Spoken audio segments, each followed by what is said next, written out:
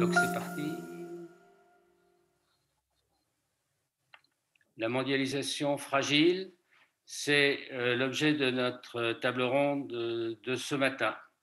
Bonjour à tous et bienvenue sur les GECO. Vous m'entendez? Oui, oui. Très bien. Allô? Vous m'entendez? Oui, oui, très bien. Oui, Bon. oui. Donc, il y a 31 ans, en novembre 89, la chute du mur de Berlin marquait la fin du système d'économie centralement planifié et le triomphe du libéralisme économique. 2001, c'est l'entrée de la Chine à l'OMC qui marque son adhésion à l'économie de marché et rend ce système quasi universel. La libération des échanges internationaux a produit des résultats spectaculaires comme le recul massif de la pauvreté absolue dans le monde.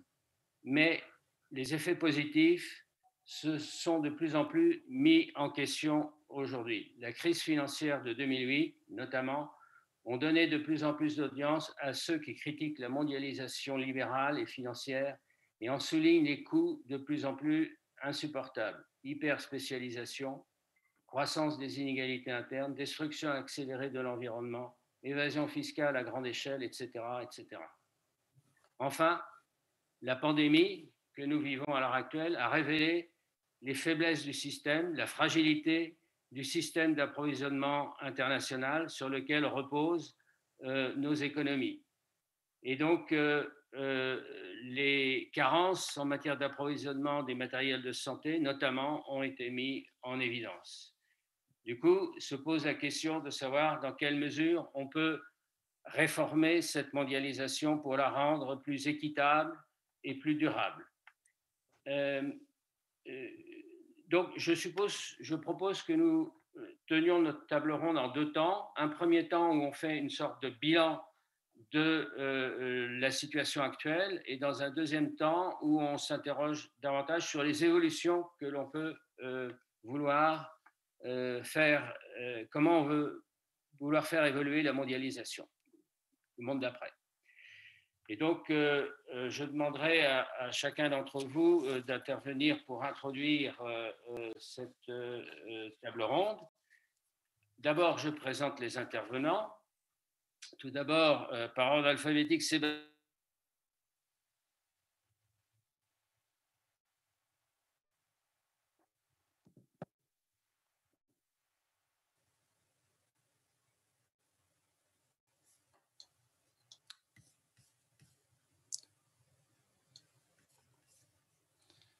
Michel, on ne t'entend plus, tu es en mute.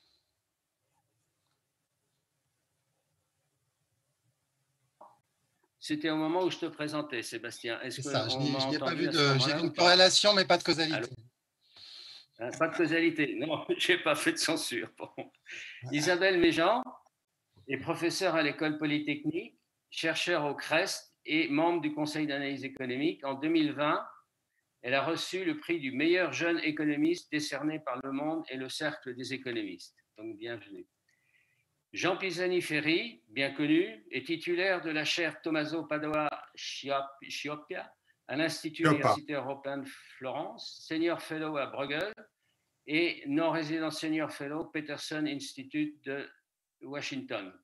De 2005 à 2013, il a été le premier directeur de Bruegel, centre de recherche et de débat sur les politiques économiques en Europe. Il a été commissaire général de France Stratégie de 2013 à 2016. Enfin, Dominique Plion, professeur émérite de l'Université Sorbonne Paris-Nord. Il est membre du Centre d'économie de Paris-Nord, rattaché au CNRS. Il est membre du conseil scientifique d'ATTAC et du collectif des économistes atterrés. Un de ses derniers ouvrages, c'est Toujours plus pour les riches, pour un impôt juste. Voilà, je vais donc vous donner la parole. On va commencer par demander à Sébastien Jean de nous introduire son analyse des liens entre la mondialisation et la pandémie. Sébastien, c'est à toi. Merci Michel et bonjour à tous. C'est un vaste sujet que je vais essayer de couvrir, donc forcément de manière un peu rapide en quelques minutes. Cette crise a été effectivement l'occasion de beaucoup d'interrogations, de préoccupations au sujet de la mondialisation. Je pense avant tout parce que elle a été une illustration spectaculaire de notre degré d'interdépendance au niveau mondial. Interdépendance sanitaire d'abord, parce que jamais on n'avait vu une épidémie se propager aussi vite, hein. Les pandémies n'ont pas attendu la mondialisation, elles étaient très graves déjà depuis longtemps. Dans certains cas, il y a des cas spectaculaires dans l'histoire, mais avec une telle rapidité, jamais. Et puis interdépendance économique, interdépendance financière, tout ça a été très fortement, très intensément illustré par cette crise, y compris interdépendance d'ailleurs dans notre capacité à répondre à cette crise. Alors, dans sa transmission, donc dans cette matérialisation, cette crise est liée à la mondialisation, effectivement. Maintenant, je crois que la question utile pour nous à débattre, c'est comment est-ce qu'elle change la donne pour la suite? Comment est-ce qu'elle est susceptible de remodeler la mondialisation? Alors, pour tracer à grands traits, en tout cas, ce qui me semble être les éléments pertinents, j'organiserai ma pensée, disons, autour de cette question, autour de 3 points. Les influences géopolitiques, les influences macroéconomiques et les influences microéconomiques ou comportementales, en fait, plutôt. Géopolitique d'abord, parce qu'une période de crise, c'est toujours une période dans laquelle la première tentation, c'est de pointer du doigt le voisin comme étant le coupable. Et on l'a bien vu dans cette crise, à quel point très vite c'était une source de tensions géopolitiques, les Américains pointant les Chinois, toutes les controverses autour de l'origine et de la communication sur la pandémie au début, même au sein de l'Union européenne, d'ailleurs beaucoup de tensions parce qu'évidemment, la question de la façon dont on gère les frontières se pose dans ces cas-là. Tensions géopolitiques également parce que la réponse très médiocre, et encore pour dire le moins, des États-Unis en termes de gouvernance ne fait que poser un peu plus la question de leur leadership et par là même aviver la rivalité stratégique entre la Chine et les États-Unis, qui est déjà un déterminant majeur, enfin le déterminant le plus fort des relations internationales aujourd'hui. On voit aussi ces tensions géopolitiques se matérialiser par un certain nombre d'initiatives ou de tensions issues du comportement de puissances moyennes, que l'on pense à la Turquie, à la Russie ou à l'Iran ou à l'Arabie saoudite, par exemple. Donc, au fond, beaucoup de tensions géopolitiques. L'expérience aussi, on l'a vu en France, du besoin de souveraineté, c'est-à-dire de besoin pour chaque État d'affirmer sa capacité à faire face à une circonstance exceptionnelle comme celle-là. Tout ça étant, je pense, dans une large mesure, le reflet d'une situation qui n'est plus surdéterminée par un leader suffisamment puissant pour garantir la volonté, la stabilité des relations internationales et ayant la volonté de le faire. Influence macroéconomique, ensuite. On a tous vu l'importance de l'effet économique de cette crise qui est majeur. Et la circonstance dans laquelle on se trouve, c'est la perspective d'une crise qui, d'une part, a d'ores et déjà créé un chômage de masse dans beaucoup de pays, en tout cas fortement augmenté le chômage, qui a fortement dégradé la situation des entreprises et leurs perspectives dans beaucoup de cas aussi, et donc un impact très fort à la fois sur la consommation des ménages, la demande, et sur l'investissement, qui alimente des anticipations assez pessimistes pour la suite. Et tout ça se traduit par une sorte d'enchaînement dépressif, disons, qu'on peut lire comme une aggravation de la tendance à la stagnation séculaire qui existait déjà, qui préexistait à la crise, hein, puisque finalement cette crise, ses effets les plus durables, souvent, sont liés à l'aggravation de tensions qui existaient déjà. Et donc cette situation, elle se matérialise par des pressions déflationnistes de plus en plus fortes, hein. Ça fait 3 mois consécutifs en zone euro, par exemple, qu'on est en inflation négative. Des taux d'intérêt extrêmement faibles, avec pourtant une difficulté finalement à susciter suffisamment d'investissements pour absorber toute l'épargne. Un endettement très fortement accru, 20 points de PIB, d'augmentation de la dette en moyenne au niveau mondial environ, et une perspective donc de croissance durablement molle. Dans le même temps, une crise qui est très fortement inégale, inégale entre secteurs. On aura l'occasion d'y revenir, je pense, dans la conversation. C'est au fond une crise des services dans sa matérialisation la plus immédiate, mais c'est une crise aussi qui interagit beaucoup avec la concurrence internationale. Inégale entre ménages, bien entendu, également, et de façon très forte. Donc, ça nous pose la question de savoir dans quelle mesure, en termes macroéconomiques, cette crise va aggraver les déséquilibres qui existaient déjà au niveau international. Ça pose le risque aussi, cette tendance macroéconomique, enfin cet impact macroéconomique, ça pose le risque d'une concurrence entre plans de relance, disons, d'une concurrence entre les interventions des États et d'une réponse non coopérative à cette situation qui est évidemment assez alarmante.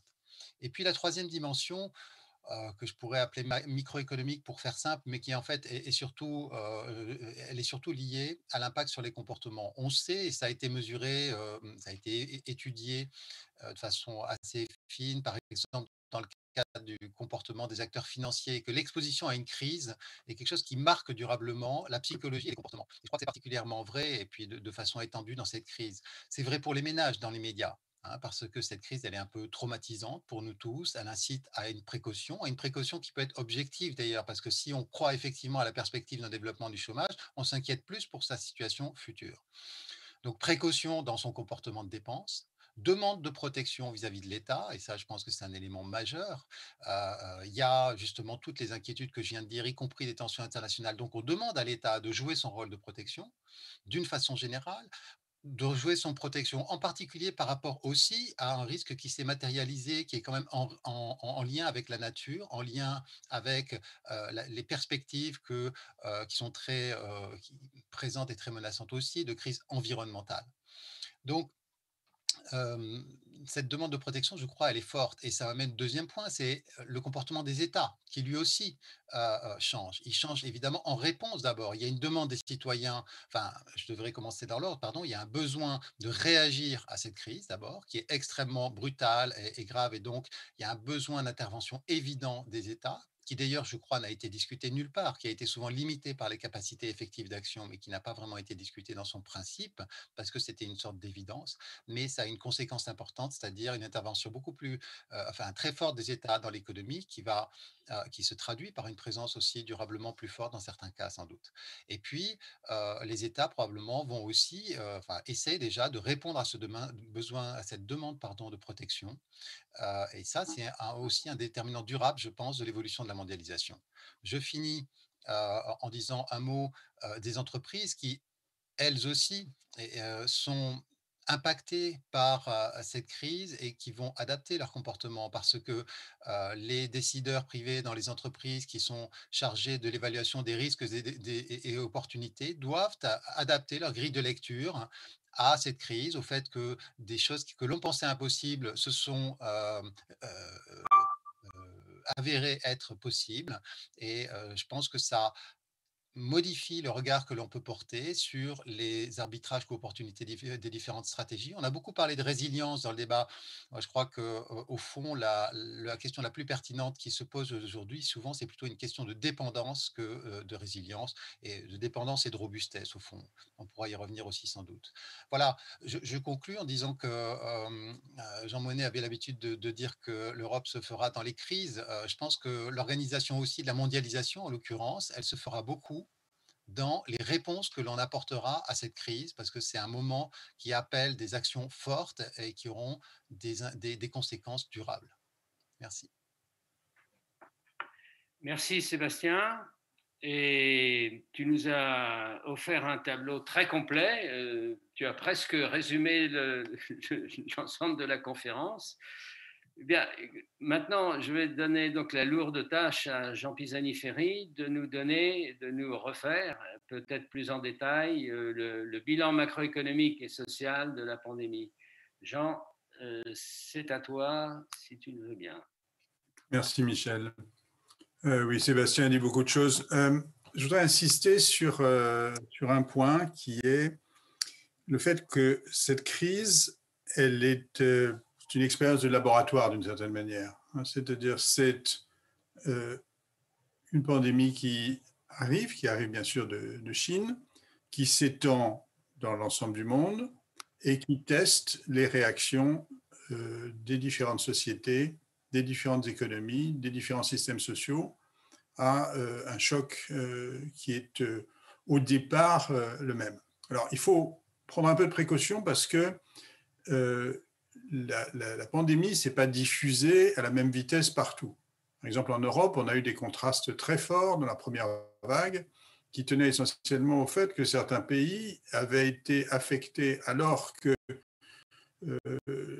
l'épidémie était encore sous le radar, tandis que d'autres n'ont pas été affectés à ce moment-là et ont pu se préparer lorsque les choses sont devenues visibles. Hein. L'Italie, l'Espagne, en bonne partie la France ont été affectés beaucoup plus que l'Allemagne, que les pays d'Europe centrale et orientale, que même l'Europe du Nord, par le fait que c'est un peu par le hasard des contacts, des flux, ils ont été affectés beaucoup plus fortement à un moment où personne ne voyait ce qui se passait.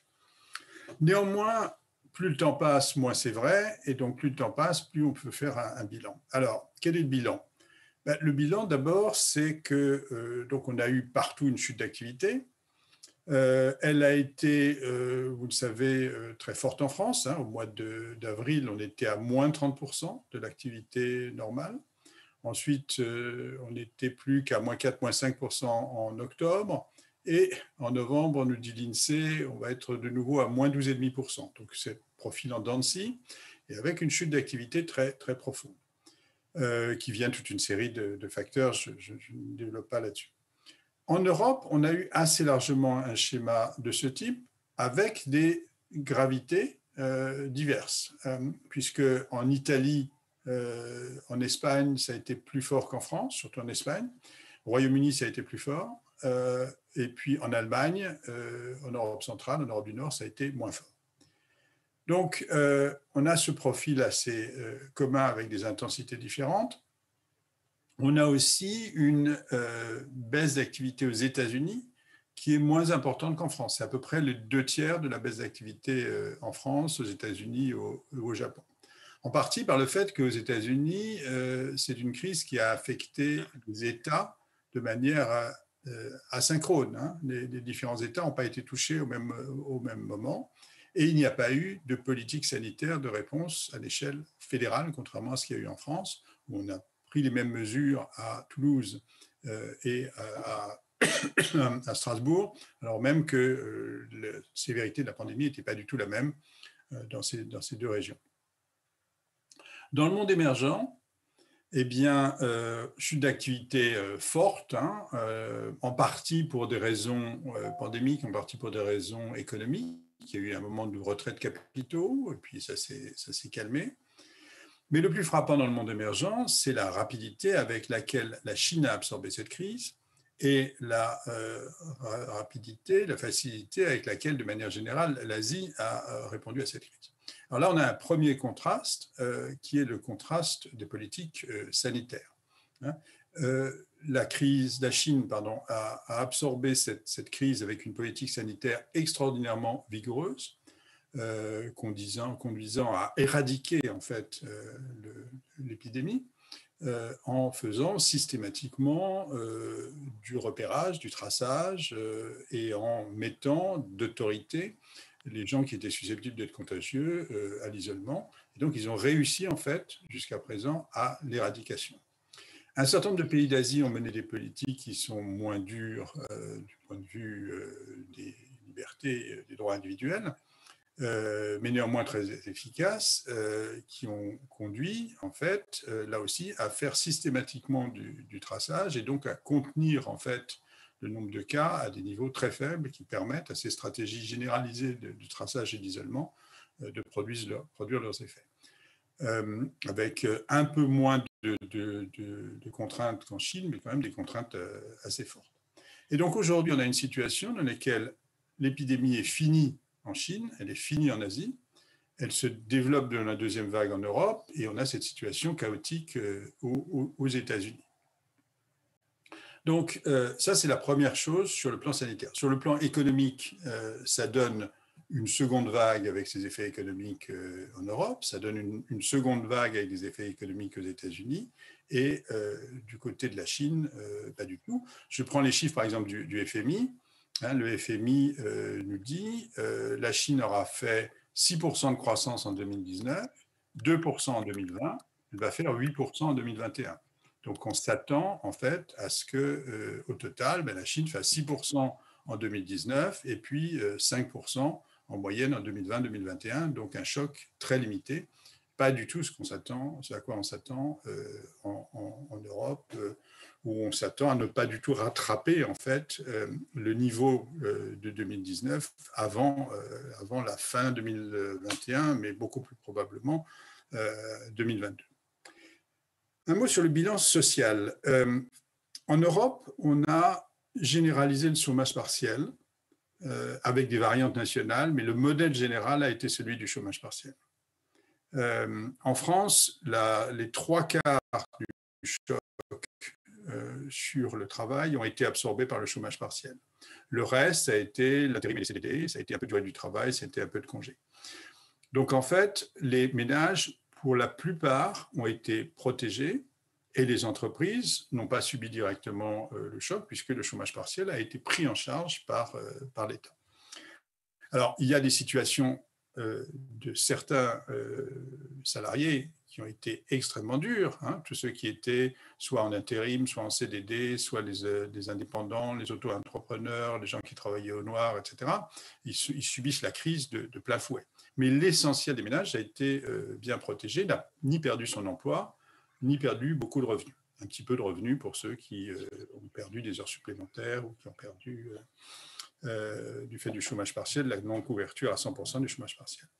Et en termes de chômage, la crise s'est soldée au pire par de l'ordre d'1 million de chômeurs de plus. Si on regarde les États-Unis, le choc économique a été moins fort, hein, je disais, à peu près 2/3 du choc en France. Le choc social a été beaucoup plus fort. Aux États-Unis, le chômage était de 3,5% avant la crise. Si on le mesure de manière tenant compte des différentes dimensions, y compris des gens qui sont retirés du marché du travail parce qu'ils n'avaient plus d'emploi, on aurait un chômage qui a atteint 20% en avril, qui serait à 8,5% maintenant. Donc, 5 points de plus de chômage. Le nombre total en avril de chômeurs est passé à 18 millions, a augmenté de 18 millions. Le chômage réaliste, disons, hein, corrigé, aurait augmenté de 25 millions. Si on traduit ça en termes français, il faut diviser par 5 en termes de population. Ça veut dire qu'on aurait l'équivalent en France, ce ne serait pas 1 million de chômeurs de plus, ce serait 4 ou 5 millions de chômeurs de plus. Donc un modèle social extraordinairement différent. Alors, les salariés américains ont été, les ménages américains en termes de revenus ont été assez bien protégés. Alors maintenant, il y a tout le débat sur le nouveau plan de relance, mais dans la première phase, ils ont été bien protégés puisque les indemnités chômage ont été massivement augmentées, qu'il y a eu des transferts aux ménages.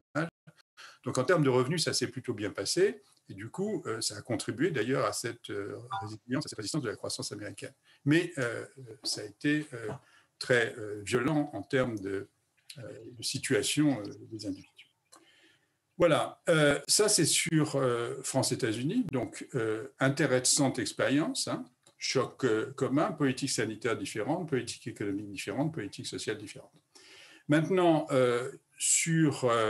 et pour conclure, l'autre dimension, c'est évidemment celle que je soulignais tout à l'heure, si on compare les anciennes puissances occidentales et la Chine et plus largement les économies d'Asie.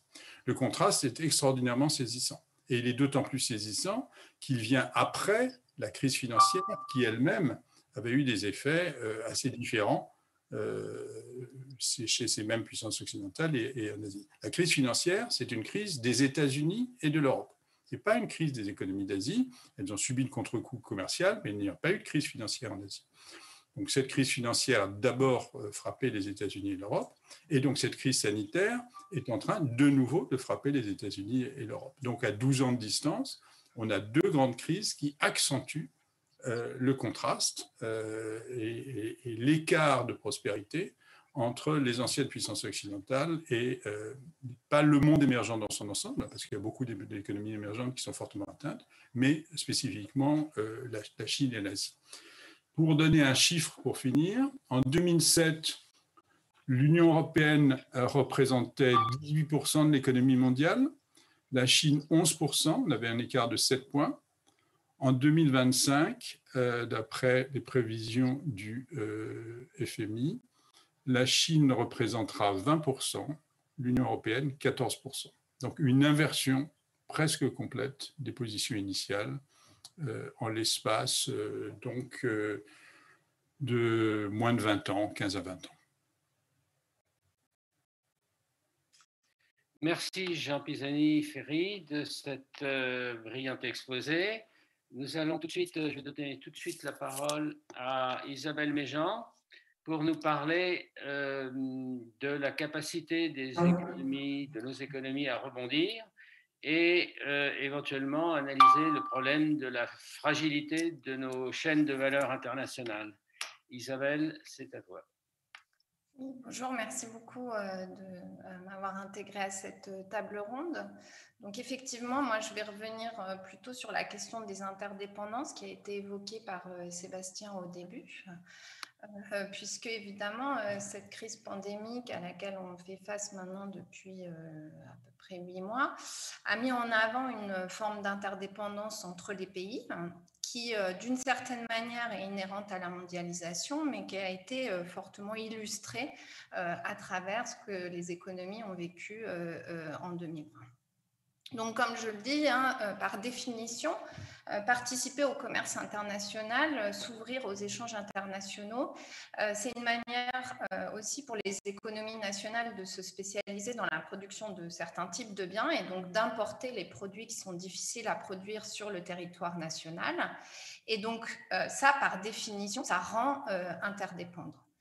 Ces interdépendances, elles ont pris des formes un peu plus particulières, peut-être plus accentuées au cours des 20 dernières années, en lien avec les évolutions de la mondialisation, et en particulier sous l'effet de 2 facteurs principaux, qui sont d'une part la très forte concentration des échanges. On a une évolution du commerce mondial qui conduit à une très forte concentration de la production au sein d'un nombre finalement assez petit d'entreprises. Et d'autre part, on a eu une accentuation très nette de la fragmentation des modes de production, ce qu'on appelle les chaînes de valeur internationale, qui est cette organisation de la production à l'échelle mondiale dans laquelle on va produire un bien final sous forme d'une séquence d'étapes de production qui sont réalisées au sein d'un très petit nombre d'entreprises qui sont localisées dans des pays différents. Donc, pour donner un ordre d'idée, on estime aujourd'hui qu'environ 50% du commerce mondial se fait au sein de chaînes de valeur aujourd'hui. Donc, ce qui veut dire que la compréhension fine de ces chaînes de valeur est vraiment très importante pour comprendre les ajustements et l'évolution du commerce mondial. Ces chaînes de valeur, elles sont importantes et le degré de concentration de ces chaînes de valeur est important parce que ça renforce très fortement les interdépendances entre les économies.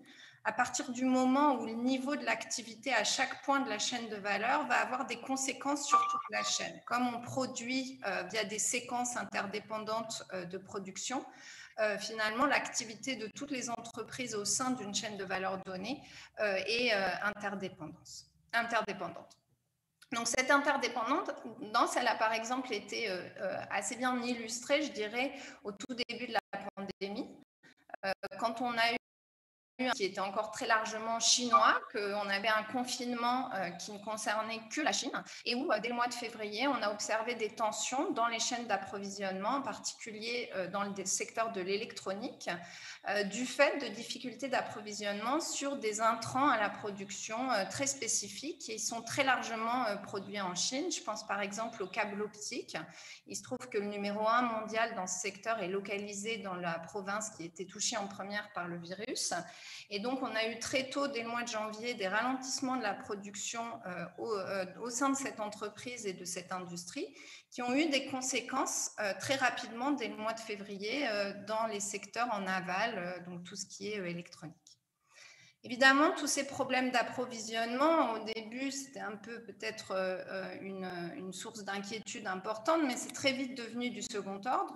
À partir du moment où le virus s'est propagé finalement plus rapidement que les ralentissements de la production, toutes ces questions sont devenues un peu anecdotiques. Une fois que l'épidémie est devenue mondiale, de fait, l'impact sur les économies nationales a été tiré largement par les ralentissements de la production domestique, notamment dans les secteurs de services, c'est ce que disait Sébastien, et puis la baisse de la demande intérieure, alors que les problèmes d'approvisionnement en intrants étrangers sont devenus très secondaires. Secondaires, ça ne veut pas dire qu'ils ne sont pas importants, puisque comme on a effectivement une épidémie, et notamment sur la seconde vague, des secondes vagues qui sont très asynchrones entre les économies, notamment au sein de l'Union européenne, cette désynchronisation finalement des cycles de ralentissement de la production, elle rend de nouveau assez compliquée l'organisation de la production dans ces chaînes de valeur. Mais encore une fois, à partir du moment où la crise est devenue mondiale, les problèmes de transmission des ralentissements de productivité dans les chaînes de valeur sont finalement devenus un peu anecdotiques.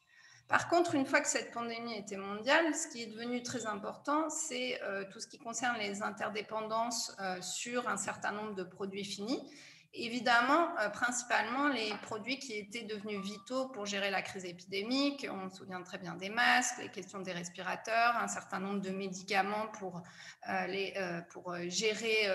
traiter les maladies respiratoires sont des produits qui étaient vitaux pour gérer la crise épidémique. Et on s'est rendu compte que sur ces secteurs en particulier, la dépendance de la France vis-à-vis des partenaires étrangers était très importante, ce qui a pu compliquer finalement l'approvisionnement sur ces biens dans un contexte où, avant tout, la demande mondiale a explosé. Donc, il y a eu un excédent de demande très important dans ces secteurs-là.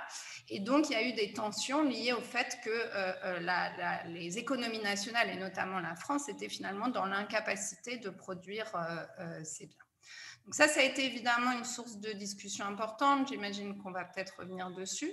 Je dirais que sur ces aspects-là, peut-être pour aller un peu à contre-courant, finalement, c'est peut-être assez étonnant de voir à quel point, dans un épisode comme ça, un scénario catastrophe d'une certaine manière, le commerce mondial a finalement relativement bien résisté et puis joué finalement son rôle. Donc si on regarde les statistiques existantes, qui évidemment sont encore un peu incomplètes, mais a priori, en tout cas sur l'année 2020, on devrait avoir une baisse du commerce mondial qui est à peu près équivalente à la baisse du PIB mondial.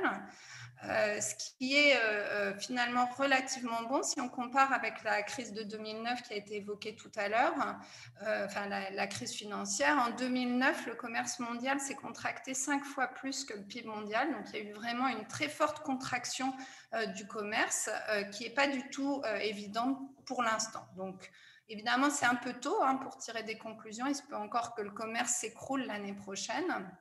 Mais pour l'instant, on a une certaine forme de résistance du commerce international pendant la crise, qui est utile parce que, encore une fois, il y a beaucoup de biens qui sont nécessaires à la gestion de la crise financière, qui sont aujourd'hui produits dans très peu de pays et d'une manière très concentrée, donc qui nécessitent un flux très important de commerce international. Et ces flux ont eu lieu bon an, mal an, et j'ai envie de dire de manière presque étonnante, parce que si on pense au fonctionnement normal du commerce, au niveau d'optimisation des flux qui permettent aujourd'hui d'organiser la production à l'échelle globale, avec des modes de production à flux tendu qui nécessitent vraiment une très forte optimisation des flux. Évidemment, toute cette organisation a été complètement bouleversée pendant la pandémie. On a eu tous ces confinements désynchronisés, une quantité de barrières à la mobilité internationale extraordinaire. Et malgré ça, finalement, le commerce mondial a réussi à jouer son rôle et à permettre finalement l'approvisionnement, même retardé, dans les biens nécessaires à la pandémie.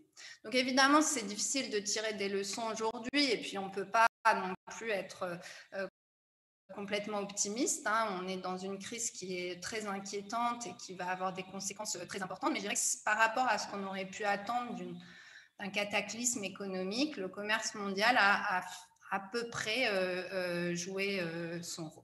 Maintenant, encore une fois, le scénario n'est pas rose.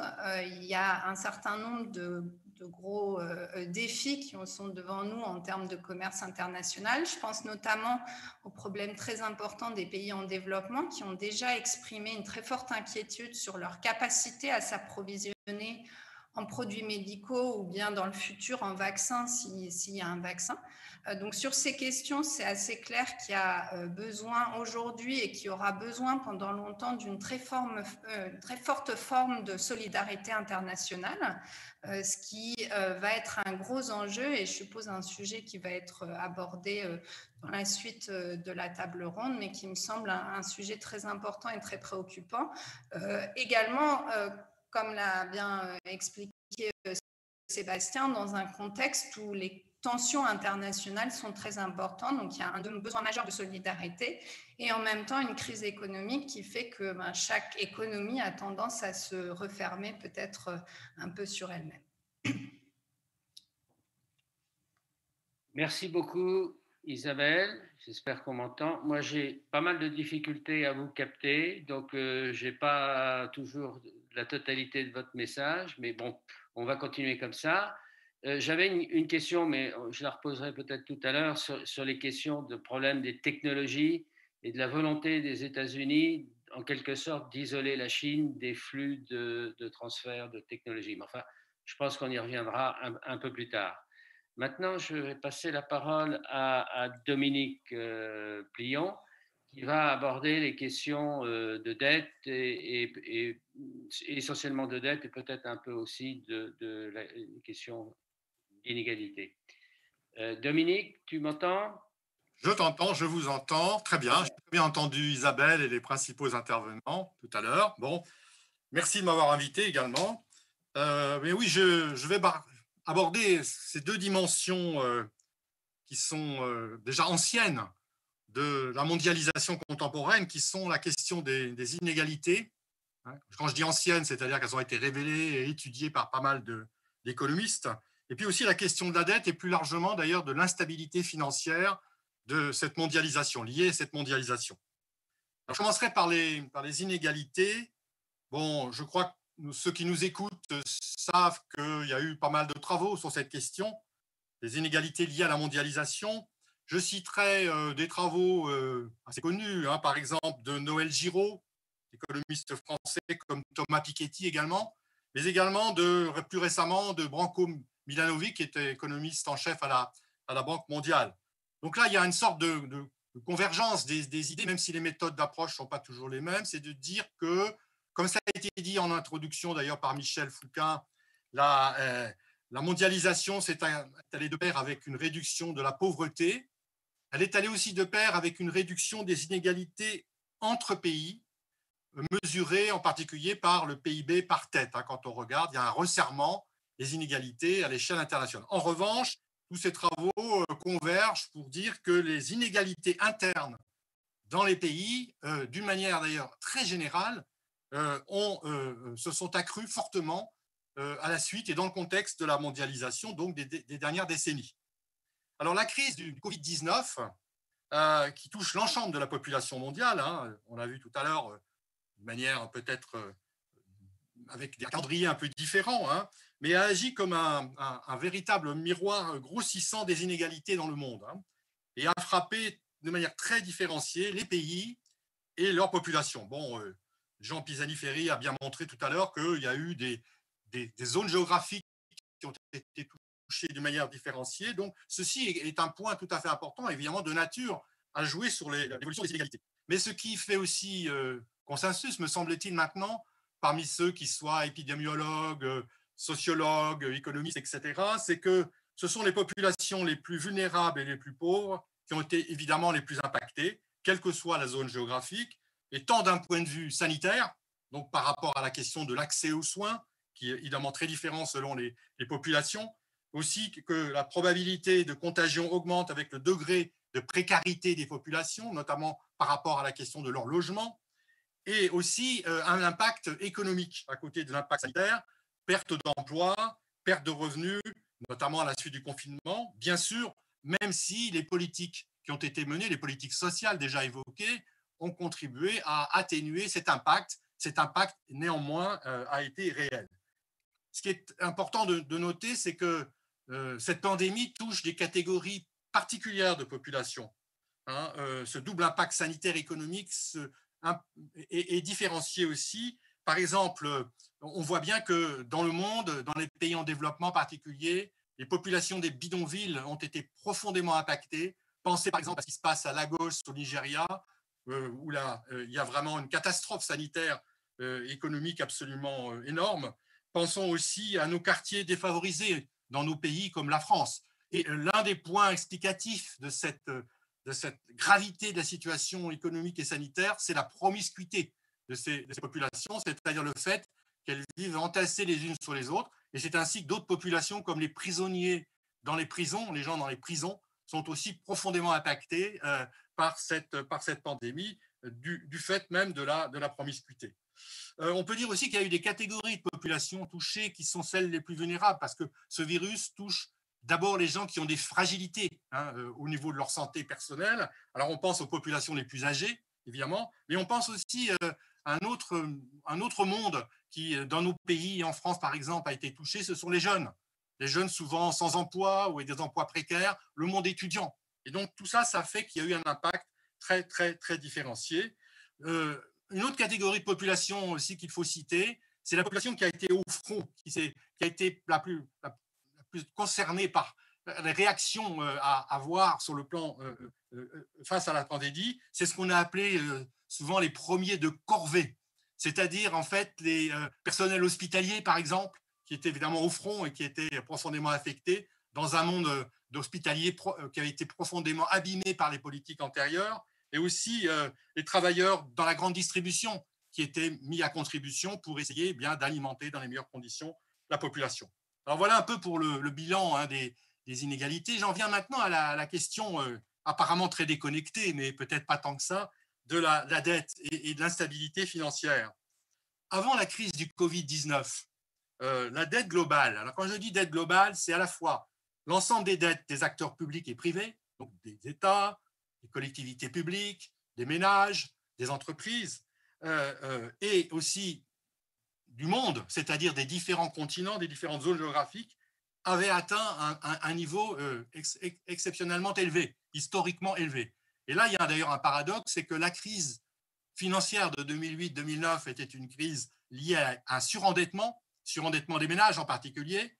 Eh bien, cette crise-là n'a pas donné lieu à un apurement de la dette. Au contraire, il y a eu une montée des dettes. Et là, pour vous donner un chiffre, eh bien, en 2015, eh bien, la somme des dettes mondiales, toutes catégories confondues, tout pays confondu, atteignait 300% du PIB, ce qui était évidemment tout à fait énorme. Et les zones géographiques étaient très différentes, étaient touchées très fortement. En Europe, on a eu la crise des dettes souveraines, par exemple, à la suite de la crise financière. Mais prenons la Chine.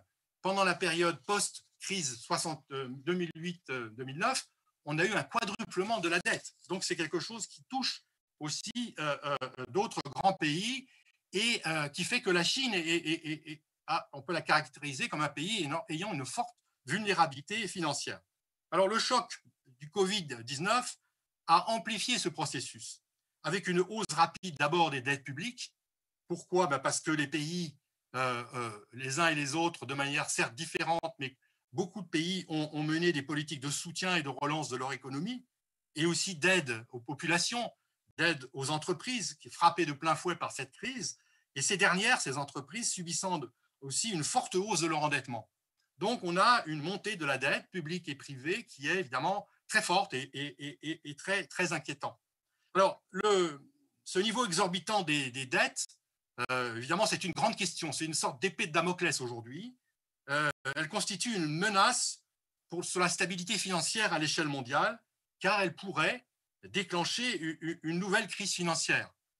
Pourquoi ? Bien, on peut donner deux scénarios qui, j'espère, ne se produiront pas, de crise financière. Mais par exemple, rappelons-nous que c'est la défaillance de Lehman Brothers, la banque américaine, la banque états-unienne, à la suite de la crise des subprimes, qui avait déclenché, si on peut dire, le début de la forte instabilité financière le 15 septembre 2008. C'était le début d'une période d'instabilité chronique et récurrente qui a été très, très importante. Eh bien, aujourd'hui, on peut craindre que les défaillances des banques, plombées par l'insolvabilité de leurs clients surendettés, liées à la crise du Covid-19, bien, pourraient à nouveau déclencher une crise financière, à commencer par une crise bancaire. Mais une crise financière internationale, bien entendu, rien n'est moins sûr, mais c'est une possibilité, une probabilité qu'il ne faut pas exclure. Un autre domaine où on peut avoir des inquiétudes, c'est le marché de la dette obligataire. Nous avons une sorte de bulle ces dernières années, jusqu'à maintenant, sur le marché obligataire, la dette obligataire, c'est-à-dire la dette à la fois des entreprises, et notamment des plus grandes, mais aussi la dette des États. Et là, on pourrait avoir aussi un krach obligataire. Des organismes internationaux comme la Banque des règlements internationaux la BRI alerte depuis un moment sur ces risques. Et qu'est-ce qui pourrait se produire?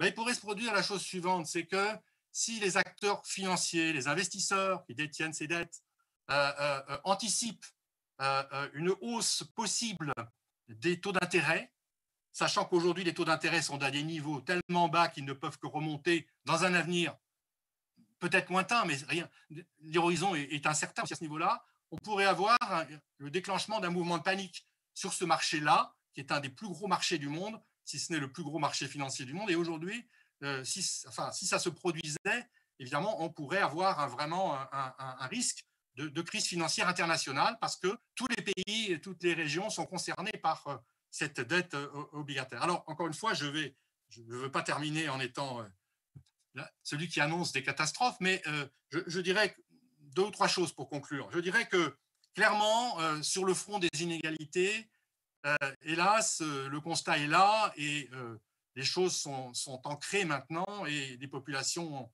ont été touchées d'une manière très différenciée. Il y a une montée des inégalités, encore une fois, en dépit des politiques qui ont été menées, notamment en Europe, pour absorber ou réduire ces inégalités ou tenter, disons, d'endiguer leur montée. Par contre, sur le front de la crise financière, là, il y a moins de certitude. Heureusement, d'une certaine manière, la probabilité est impossible à définir, mais c'est, comme je disais tout à l'heure, quand même une sorte d'épée de Damoclès.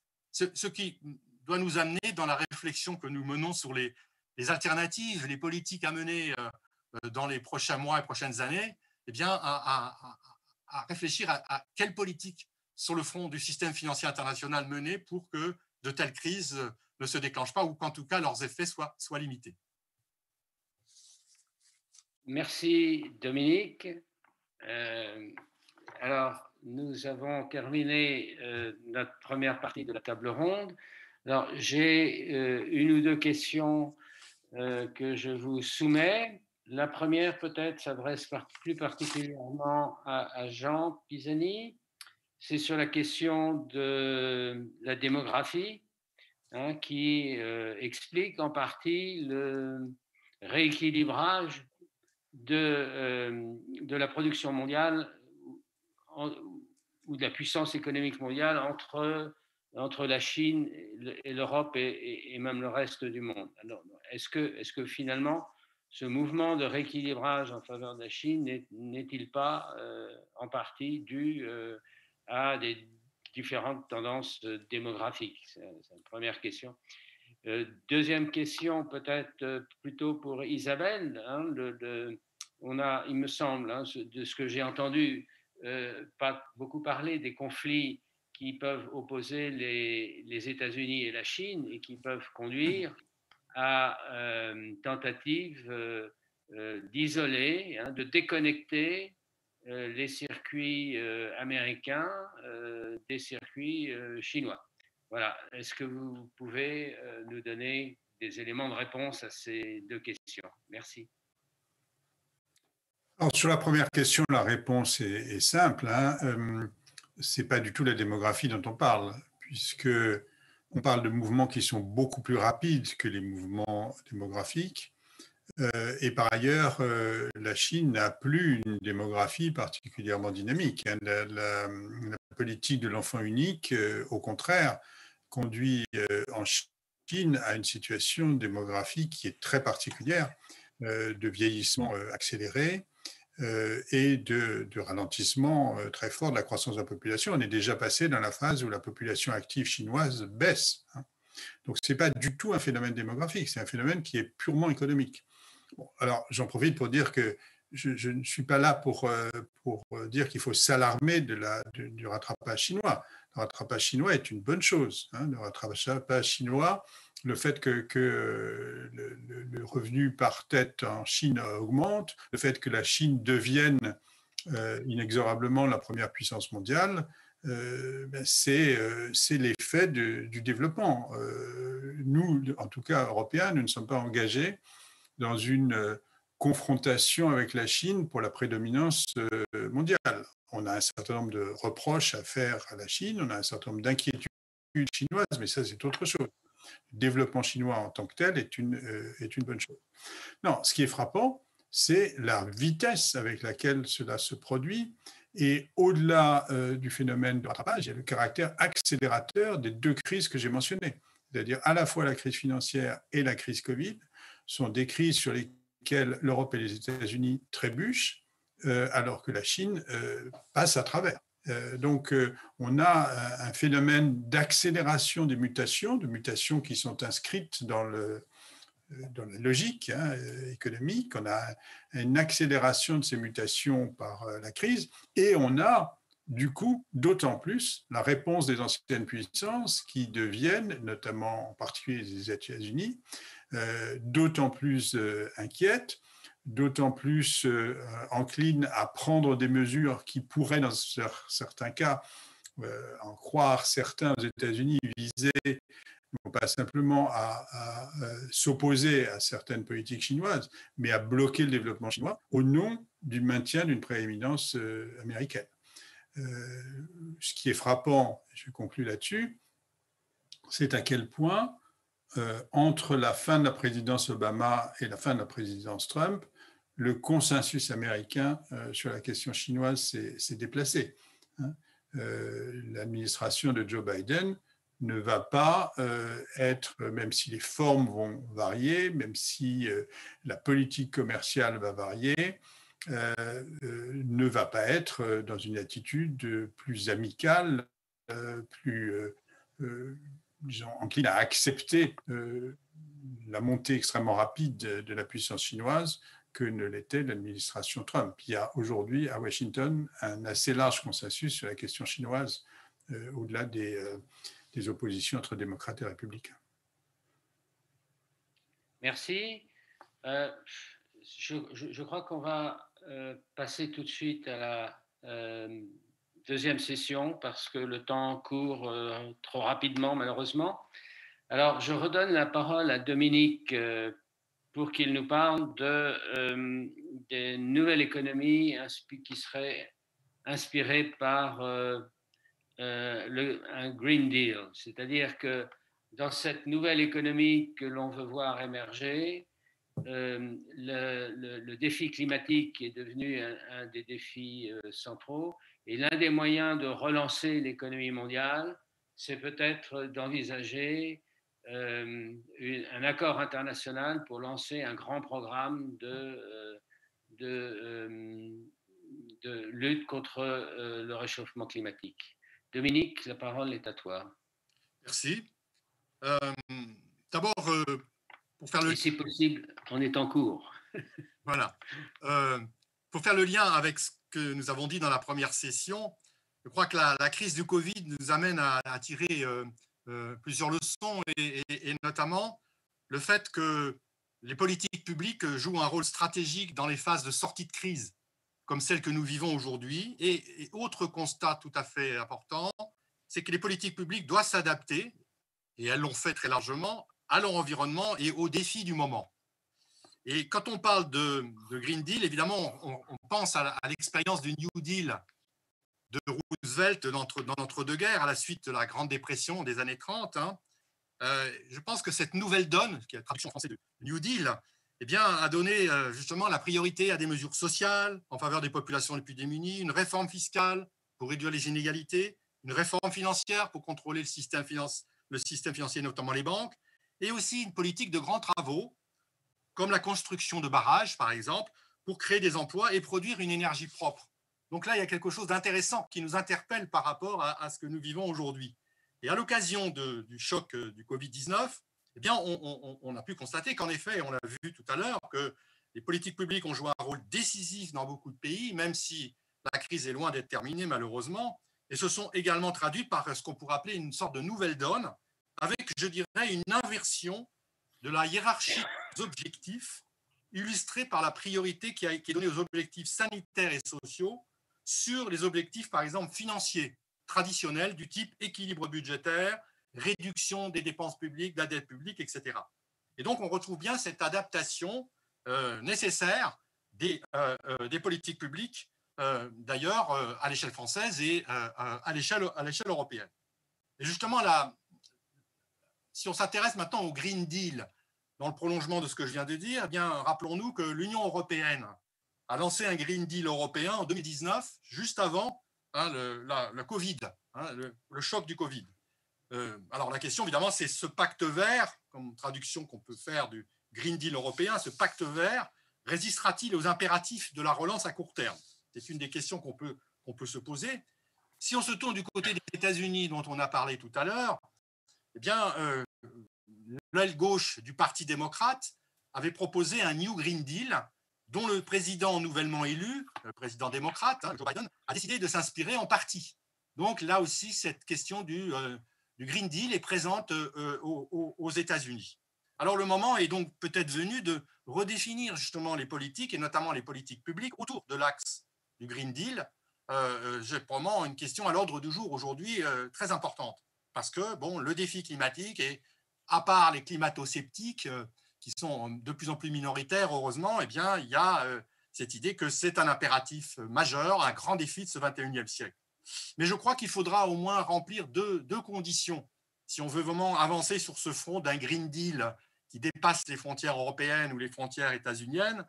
Il ne faudrait pas que l'impératif écologique et climatique passe au second plan par rapport aux objectifs économiques de court terme ou financiers de court terme. C'est ce qu'on appelle quelquefois la tragédie de l'horizon, c'est-à-dire le fait que les acteurs publics et privés oublient un peu trop vite cet impératif qui s'inscrit dans la durée, c'est-à-dire la lutte contre le réchauffement climatique, ce qu'on appelle aussi la transition écologique et sociale.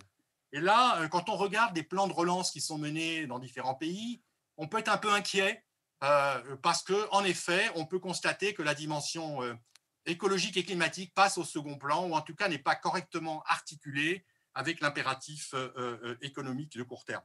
Et puis, il y a une deuxième condition qui est le fait que si on admet que le climat et l'écologie n'ont pas de frontières, que ce sont des biens communs de l'humanité, alors une coopération internationale est absolument nécessaire, coopération qui a été mise à mal ces dernières années, comme vous le savez, par un certain nombre de grands pays comme les États-Unis, le Brésil, par exemple. Alors, la question, c'est sous quelle forme cette coopération doit-elle se développer? Et là, c'est très difficile de l'envisager dans le contexte actuel qui est marqué par une évolution assez chaotique des relations internationales. Regardez l'Europe. Tous les pays ont réagi, quand je dis l'Europe, l'Union européenne, ont réagi en ordre dispersé par rapport à la question de la lutte contre la pandémie. Il n'y a pas eu véritablement de coordination. Donc, il y a un vrai problème. Et bien sûr, quand on va au-delà des frontières européennes, c'est encore pire. Alors, en effet, ce que disait Michel, la question qu'il posait, je crois qu'en effet, il faut penser à jeter les bases d'un Green Deal international aujourd'hui. Sous quelle forme? Alors, une piste, mais c'est une piste institutionnelle qui n'est certainement pas la seule. Pourquoi pas envisager la création d'une organisation mondiale de l'environnement, dont on a beaucoup parlé, sous l'égide des Nations Unies, au sein de laquelle il y aurait les débats, les confrontations des politiques et la coordination de ces politiques à l'échelle internationale. Voilà. Alors, je pense qu'il y a d'autres questions que peut-être Isabelle notamment va aborder, je ne sais pas, mais la question c'est à quelle échelle territoriale appliquer ces politiques. Est-ce que on parle souvent de la souveraineté nécessaire, la reprise de souveraineté, comme ça a été dit. Parle-t-on d'une souveraineté nationale? Parle-t-on d'une souveraineté européenne, par exemple dans le domaine sanitaire ou technologique? Donc ça, c'est des questions qui sont posées, c'est quel est l'espace territorial pertinent pour envisager ces politiques alternatives? Merci Dominique pour cet exposé très clair, très ambitieux. Alors maintenant, je voudrais passer la parole à Sébastien Jean. L'idée, c'est qu'avec les résultats de l'élection présidentielle américaine, l'espoir d'un renouveau, d'une renaissance de la coopération internationale se fait jour. Et comme le vient de le dire d'ailleurs Dominique, elle est de plus en plus nécessaire pour que les solutions à la sortie de crise actuelle soient les plus efficaces et les plus équitables, les plus durables, etc. Donc, Sébastien, à toi la parole. Merci, Michel. Oui, je crois que le décor a été bien posé, c'est-à-dire ces défis globaux, ces défis communs auxquelles nous sommes confrontés. Nous avons parlé d'environnement, hein, de climat, on pourrait parler de biodiversité aussi. Cette crise en elle-même, c'est une crise globale de santé aussi, à laquelle nous sommes confrontés. Et puis, notre sécurité, et même d'ailleurs l'évolution des technologies sont aussi des problèmes assez globaux. Et en même temps, on a aussi posé ce contexte d'un environnement assez conflictuel, d'une concurrence aussi, de tensions entre les principales puissances, et au fond d'un ordre international dont la stabilité est remise en cause, parce que l'ordre, disons, l'ordre international tel qu'il existait est déstabilisé, les rapports de puissance sont déstabilisés. Et finalement, on se retrouve dans une situation que... Oups. En plus, Sébastien. Qu'est-ce qui s'est passé? J'espère que vous m'entendez de nouveau. Voilà. Et donc, on se retrouve, excusez-moi, on se retrouve dans une situation qui est beaucoup décrite aux États-Unis, par exemple, en termes de concurrence stratégique. On parle dans la communication européenne désormais de rivalité systémique avec la Chine, ce qui est assez nouveau d'ailleurs. Et je crois que ça décrit bien une situation dans laquelle il y a vraiment une situation stratégique qui n'est plus déterminé, qui n'est plus caractérisé par un ordre dominé par un leader et relativement ordonné de façon relativement stable. Or, construire un système multilatéral, c'est-à-dire un ordre fondé sur des règles entre États souverains, c'est un véritable défi. Et au fond, on n'a jamais réussi à le faire que dans un cadre où il y avait une superstructure, d'une certaine façon, un ordre stratégique relativement bien défini. Après la guerre, certes, il y a eu un multilatéralisme qui a été mis en place, mais il a essentiellement, pour beaucoup de ces dimensions, il a concerné les États-Unis et ses alliés. Et le reste du monde en était relativement marginalisé. Quand le rideau de fer est tombé, on avait une période qu'on peut caractériser comme étant une période d'hyperpuissance américaine et les États-Unis ayant la puissance et la volonté d'assurer une certaine stabilité. Aujourd'hui, on n'est plus dans ce cadre-là. Et donc, on a un véritable défi qui est d'arriver à coordonner l'action collective d'États souverains par des règles. Voilà. Et donc, on n'a plus un leader suffisamment puissant pour faire appliquer les règles existantes et il faudrait s'en remettre à la pression des pairs. Donc, c'est un contexte extrêmement difficile. Il l'est d'autant plus que, au fond, on ne part pas d'un champ vierge. Et je pense que par certains côtés, et ça peut paraître un peu paradoxal, mais mettre à jour, moderniser un système existant peut être plus difficile que d'en créer un nouveau. On le voit, par exemple, au FMI, où le statu quo est finalement très confortable pour les États-Unis, très profitable, et donc il résiste beaucoup au changement. À l'Organisation mondiale du commerce, au contraire, c'est la Chine qui trouve que le statu quo, la situation actuelle, est finalement très confortable, très profitable à leurs intérêts, et donc ils sont assez réticents à accepter une réforme. Et qui plus est, l'existence d'une organisation fragilise l'argument, la légitimité de l'argument de la création d'une nouvelle organisation. Donc, cette situation, elle est extrêmement, je crois, difficile à débloquer. Alors, il est intéressant de constater que dans la coopération internationale, il y a une multiplicité de canaux qui se fait jour. On le voit, par exemple, sur les actions concertées des grandes villes, sur un certain nombre d'actions d'ONG internationales, sur les efforts de coordination pour la distribution de vaccins à l'échelle mondiale, même si tout ça est sous la gouvernance quand même in fine de l'OMS en l'occurrence. On le voit pour un certain nombre de dispositifs d'aide. Je crois que tout ça est très utile pour essayer d'avancer, de forger une conscience commune, de forger des alliances. Mais il reste que les États sont irremplaçables en tant que garants de l'intérêt collectif, incontournables en termes de sécurité, de fiscalité, d'organisation de la vie politique. Hein. Donc, il reste que le défi, de toute façon, est de faire, d'arriver à faire régner un système de règles, d'arriver à amener les États à s'entendre sur un système de règles qui soit applicable. Et on a vu effectivement, finalement, dans la période récente, la logique de domination entrer en conflit avec cette logique de coordination. Et c'est une façon de lire la position, la tentation du repli des États-Unis qu'on a observé ces dernières années, c'est-à-dire puisqu'on ressent la montée de la Chine comme une contestation, une menace pour notre domination, eh bien, on répond par des politiques agressives pour réaffirmer notre domination. Et je crois que pour nous, Européens, on est bien obligés de constater qu'on ne peut pas ignorer les logiques de domination au risque d'en être les victimes. Donc, on est obligé d'être pragmatique et il me semble que ça justifie pleinement la volonté de l'Union européenne, tout en étant de façon décidée, hein, favorable au multilatéralisme, de vouloir avoir des réponses pragmatiques et d'affirmer aussi sa force. Alors comment est-ce qu'on relance tout ça? Comment est-ce qu'on essaie de débloquer cette situation dont on sent bien qu'elle se crispe à beaucoup d'égards?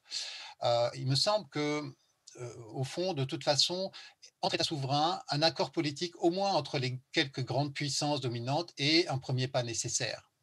Le problème, c'est plutôt de savoir comment comment on facilite un accord de ce type.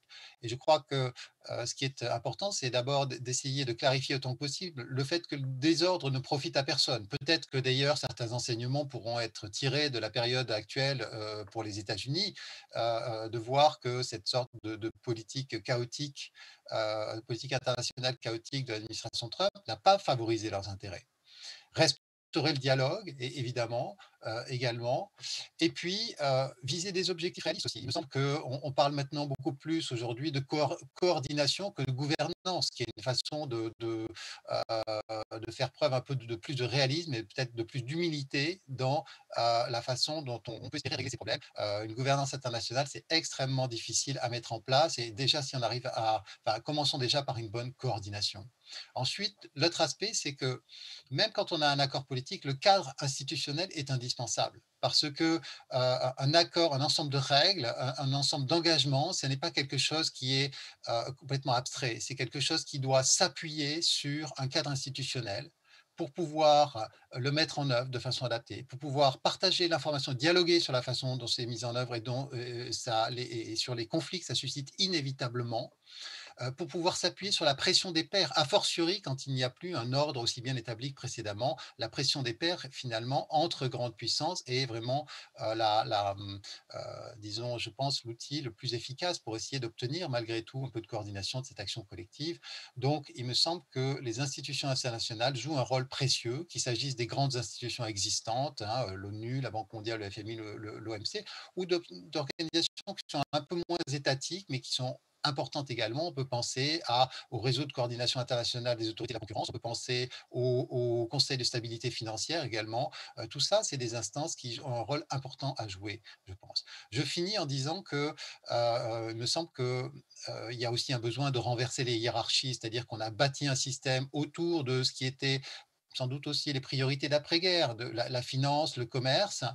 Aujourd'hui, il me semble que les besoins les plus urgents de coordination, on les voit s'exprimer sur la coordination par rapport aux questions climatiques, aux questions de santé, voire éventuellement aux questions de fiscalité également. Et tout ça, ça implique probablement de revoir un peu la hiérarchie des normes dans la coordination internationale.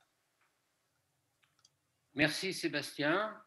Je vais maintenant passer la parole à Isabelle pour qu'elle nous donne son opinion sur les questions qui se posent en matière d'autosuffisance économique, en matière de recherche d'autonomie stratégique. On sait qu'un certain nombre de technologies sont très sensibles en matière de sécurité internationale, notamment.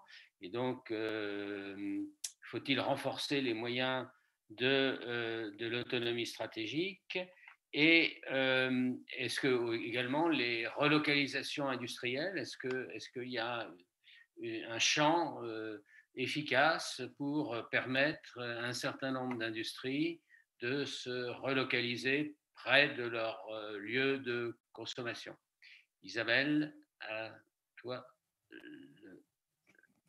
Isabelle? Oui, je suis là. Effectivement, pardon, on a beaucoup parlé, notamment tout à l'heure, j'ai parlé beaucoup de la manière dont la pandémie a mis en avant une certaine forme de dépendance de l'économie française à des productions étrangères, qui est évidemment devenue pénalisante dans la gestion de la crise sanitaire. Et c'est donc sans doute assez naturel que les questions d'autonomie stratégique soient apparues aussi à l'occasion notamment du plan de relance français et puis aussi européen. Donc, sur ces questions, je pense que ce qui est assez important, c'est de bien distinguer les différents problèmes qu'on souhaite traiter pour que le traitement, disons, la politique économique soit bien ciblé sur les bons outils. Donc, si je reprends les différents problèmes qui ont été mis en avant, notamment dans les débats publics ou dans le plan de relance, on va trouver d'abord tout ce qui concerne, disons, la souveraineté stratégique. Donc ici, la question, elle est assez simple et elle consiste à demander si on va accepter de dépendre du reste du monde pour certains produits dits stratégiques. Et là, on peut mettre beaucoup de choses, mais disons les produits médicaux, les produits alimentaires, etc. Donc, ces problèmes de souveraineté stratégique, ils ne sont finalement pas très nouveaux, puisque à minima, dans le secteur de la défense, on a toujours une certaine forme de politique industrielle qui permet d'assurer une production nationale sur des équipements stratégiques.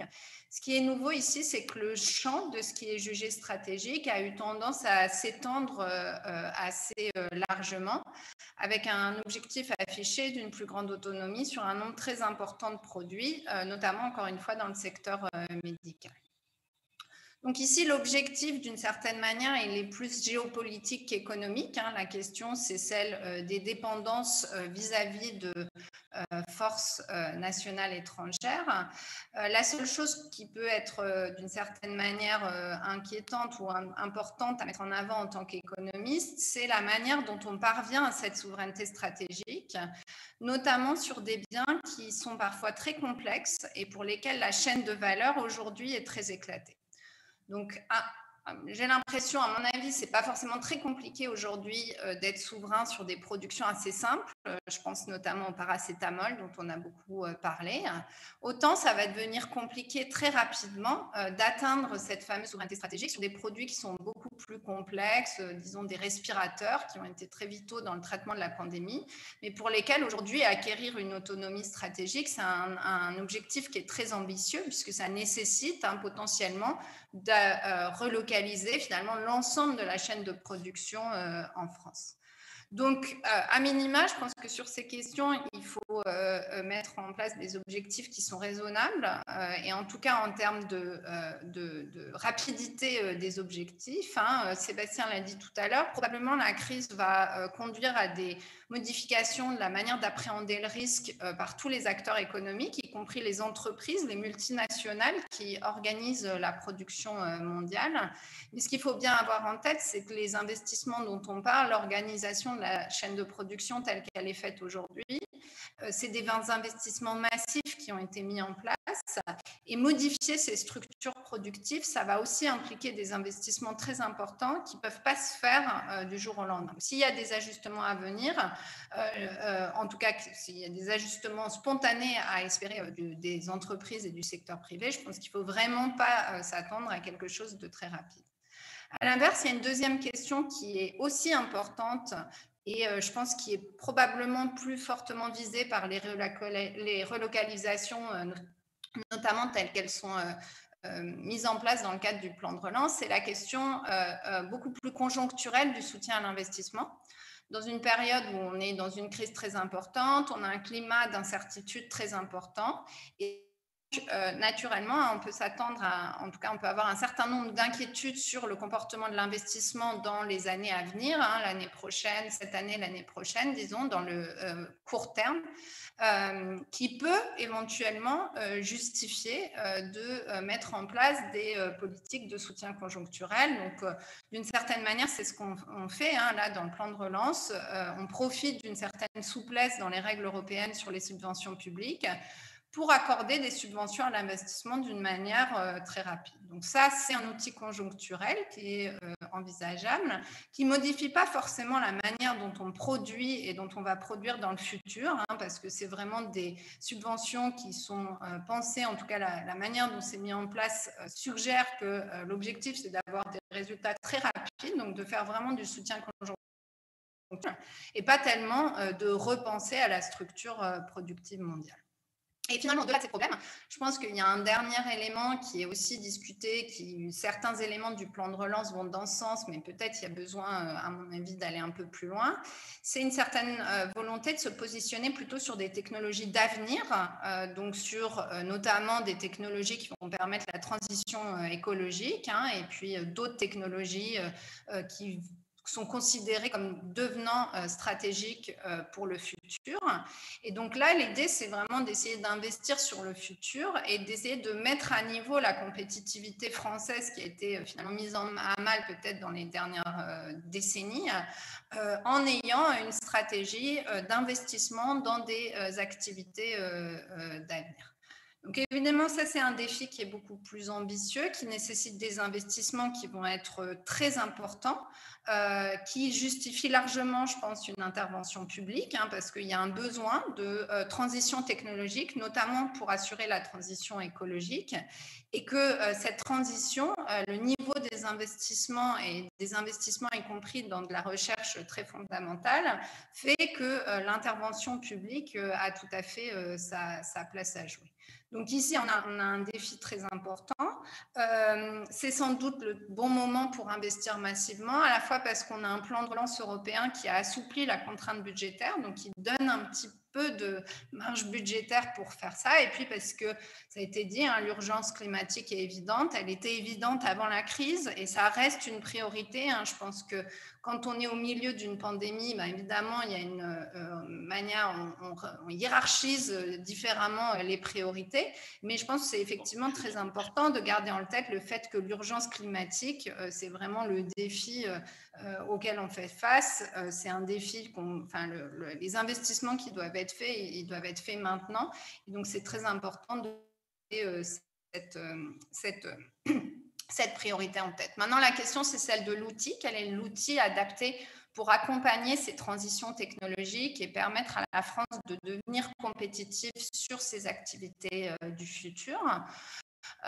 Ici, je ne pense pas forcément que le meilleur instrument soit le concept un peu vague de relocalisation. Je pense qu'il y a besoin d'investissements massifs dans la recherche, y compris dans la recherche fondamentale, encore une fois. Et de ce point de vue-là, je pense que c'est un peu...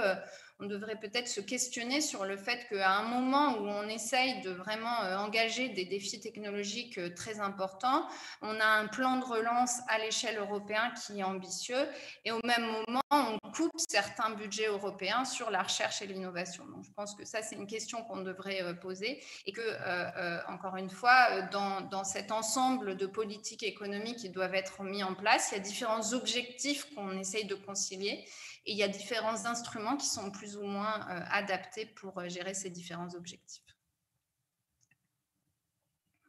Merci Isabelle. Voilà, nous avons beaucoup parlé dans vos différentes interventions d'un besoin fort de coopération internationale pour faire face à la crise actuelle. Je vais demander à Jean Pisani, s'il veut bien, nous dire ce que l'Europe, en tant qu'institution, quel pourrait être le rôle de l'Europe dans l'organisation d'une nouvelle coopération internationale, notamment vis-à-vis des États-Unis, mais aussi vis-à-vis de la Chine. Jean, à toi la parole. Merci. Je vais partir de ce que disait Sébastien tout à l'heure. Je pense qu'on peut caractériser les défis actuels en disant on a, par rapport au système priorité antérieur, on doit avoir une beaucoup plus forte priorité sur la question des biens communs. Le système multilatéral de l'après-guerre, c'était des règles du jeu pour faire du commerce ensemble, pour avoir des relations financières. C'était assez peu la gestion des biens communs. Aujourd'hui, la question du climat, la question de la biodiversité, la question de la santé montrent à quel point ces sujets des biens communs sont centraux. Donc, première chose, première priorité, faire plus, être plus efficace sur les biens communs. Deuxième caractéristique, on a une configuration géopolitique qui est profondément différente.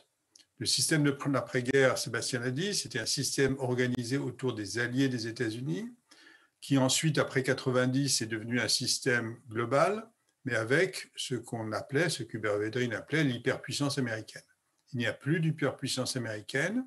On a un contexte de rivalité géostratégique qui va marquer toutes les prochaines décennies.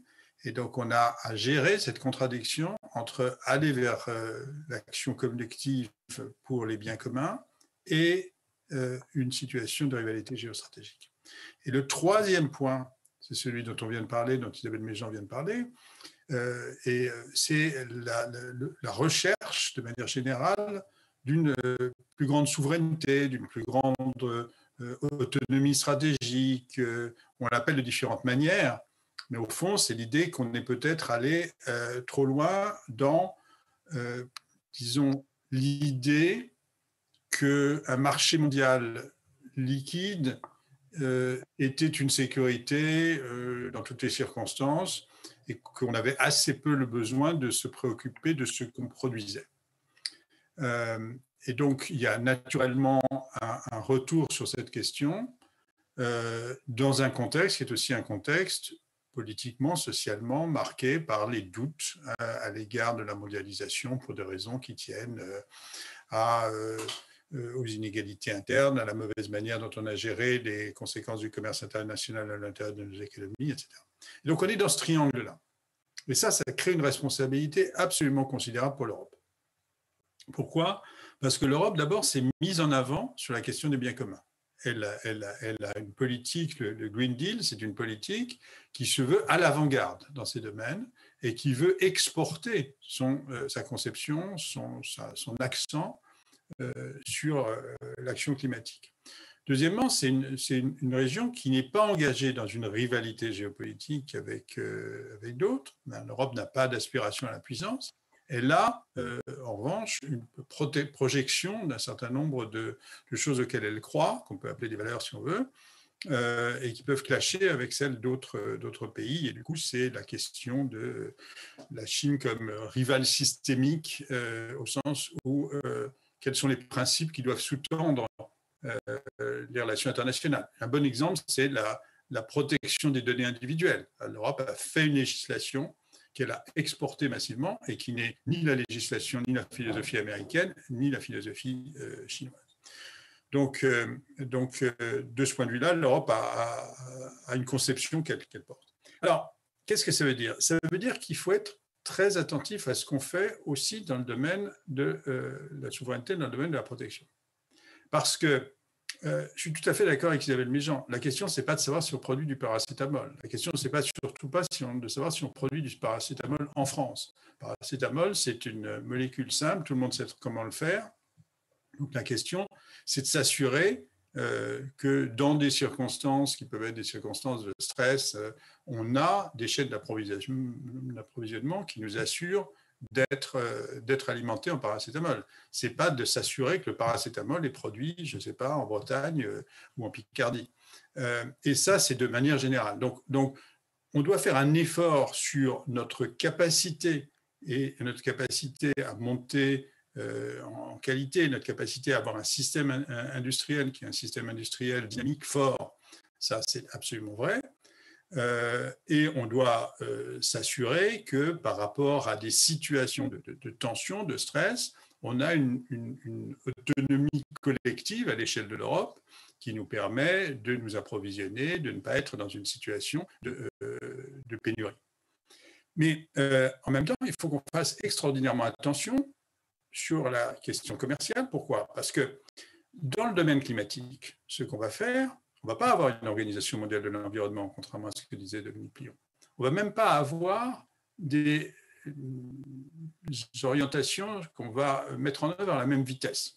même si autour de l'accord de Paris, on rallie avec le retour des États-Unis dans l'accord de Paris, on rallie un grand nombre de pays, l'essentiel des pays qui comptent, chacun va aller à sa vitesse. La Chine, elle continue à construire des centrales à charbon. Même si Xi Jinping s'est engagé sur la neutralité carbone en 2060, la réalité d'aujourd'hui, c'est qu'elle continue à construire des centrales à charbon. Donc, on va devoir gérer cette différence de rythme, en tout cas, même si la finalité est commune. Donc, on va avoir besoin d'avoir des mécanismes d'ajustement aux frontières sur le contenu en carbone des importations. Et donc, si on ne veut pas que ceci soit simplement perçu comme une politique protectionniste et fasse craquer en fait le consensus international, il va falloir qu'on se prémunisse de notre propre tentation à aller dans la direction du protectionnisme et à utiliser toutes sortes de prétextes pour faire des politiques de protection d'intérêts nationaux au sens le plus étroit. Donc ça va demander beaucoup de, je vais prendre un vieux mot, de vertu de la part de l'Europe. Si elle veut être conforme à ce qu'elle prétend porter, il va lui falloir beaucoup de vertus, c'est-à-dire qu'il va lui falloir prendre des mesures qui vont être dures dans un certain nombre de domaines, mais ne pas les prendre au nom de la mauvaise finalité, ne pas utiliser des prétextes pour servir des intérêts qui ne sont pas de premier rang. Donc concrètement, effectivement, parce qu'au nom de l'efficacité de la politique climatique, il va falloir des mesures d'ajustement aux frontières par rapport aux importations intensives en carbone. Il va falloir être extraordinairement rigoureux sur le fait qu'on n'utilise pas là-dessus ou sur d'autres choses des prétextes pour simplement retourner vers le protectionnisme.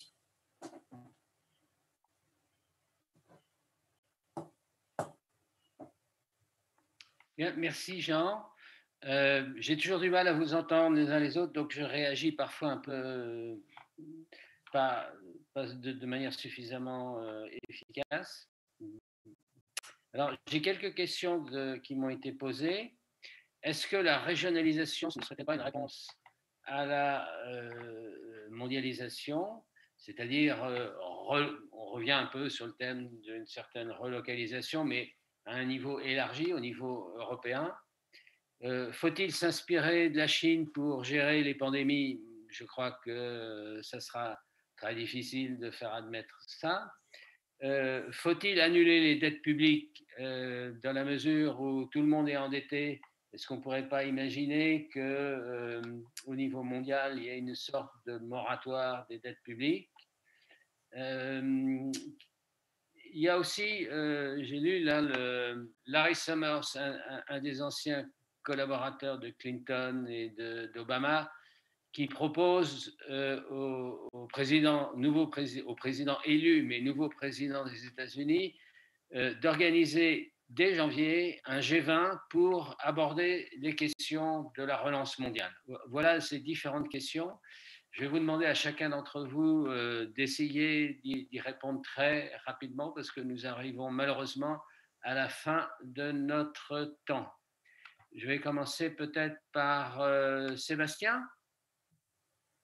s'il nous écoute. Michel, nous entend.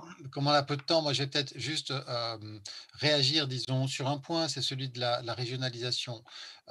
Pour dire, bon, d'abord dans le tableau que je décris, en tout cas la façon dont je perçois la situation, la montée des tensions géopolitiques, je pense, va être un puissant moteur vers effectivement une plus grande régionalisation de l'économie internationale.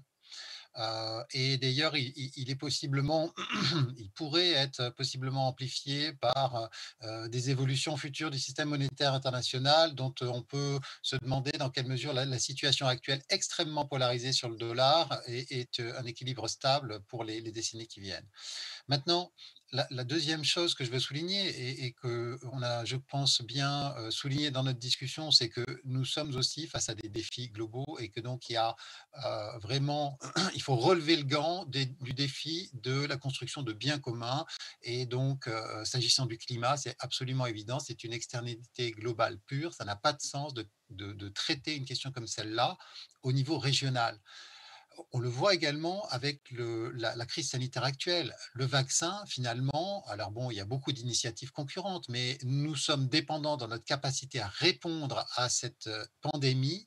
Nous sommes dépendants du niveau de nos connaissances et de nos capacités, de notre technologie médicale, si l'on veut, au niveau mondial et non pas au niveau régional. Donc, j'y vois des forces contradictoires. Oui, il y a des forces qui poussent à la régionalisation, mais non, ça ne peut pas être la seule réponse à la situation actuelle. Merci. Isabelle, un mot pour conclure. Non, juste un mot sur la régionalisation, parce que je pense que c'est quand même important de rappeler qu'aujourd'hui, le commerce international est très largement régional, et notamment en Europe. On a des chaînes de valeur qui ont une dimension régionale plus importante que dans d'autres parties du monde.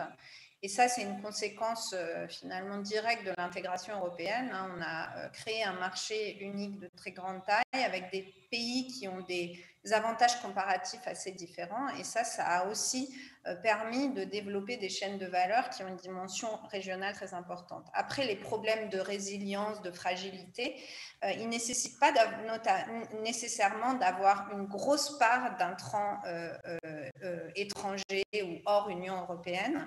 Finalement, parfois, il suffit qu'il manque un petit élément dans la production d'un bien pour que l'ensemble de la chaîne de valeur soit perturbée.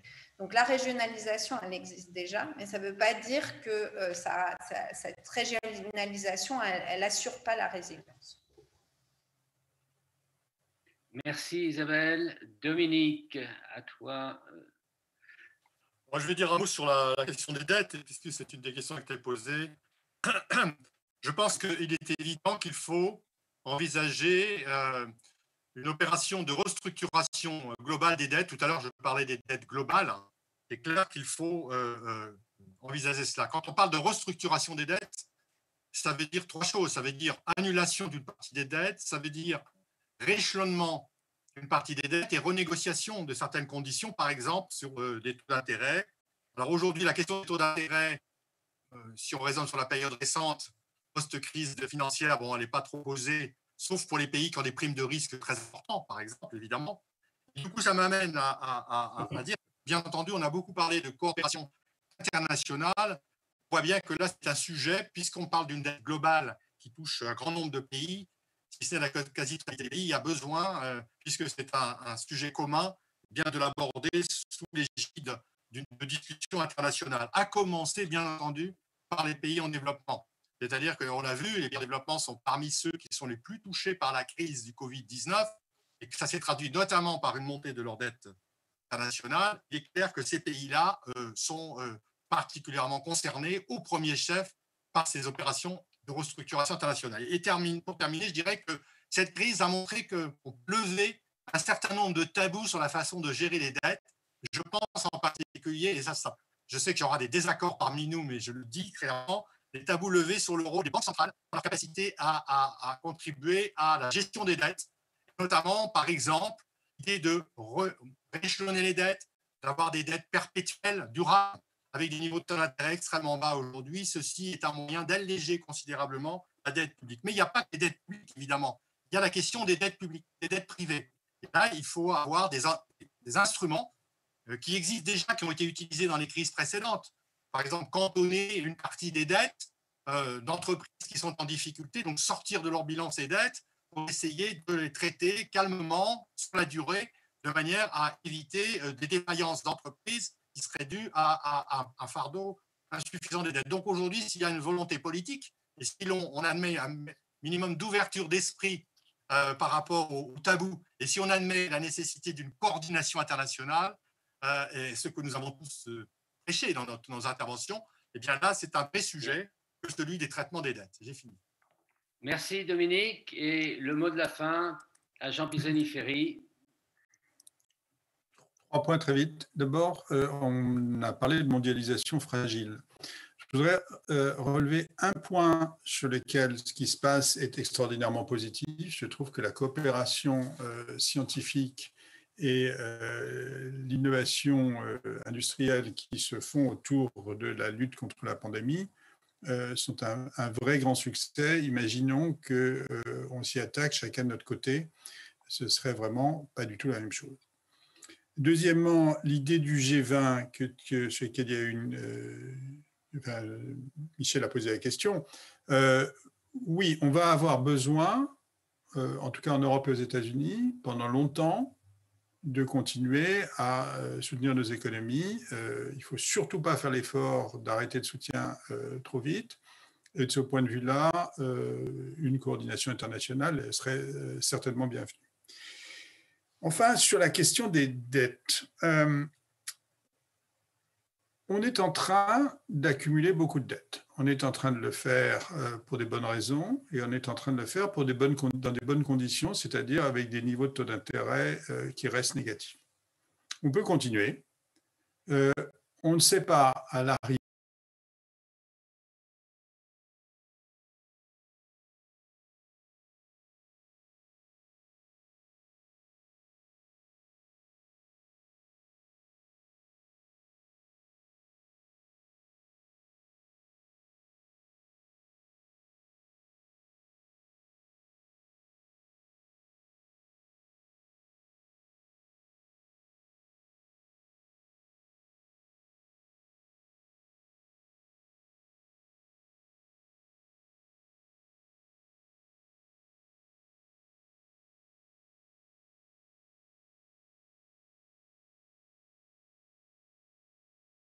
un taux d'intérêt négatif ne compte pas à leur faire peur en leur disant vous allez nous prêter, mais vous savez, ensuite, on va vous exproprier et donc il faut payer, ils nous feront immédiatement payer une prime pour ce risque qu'on aurait soulevé.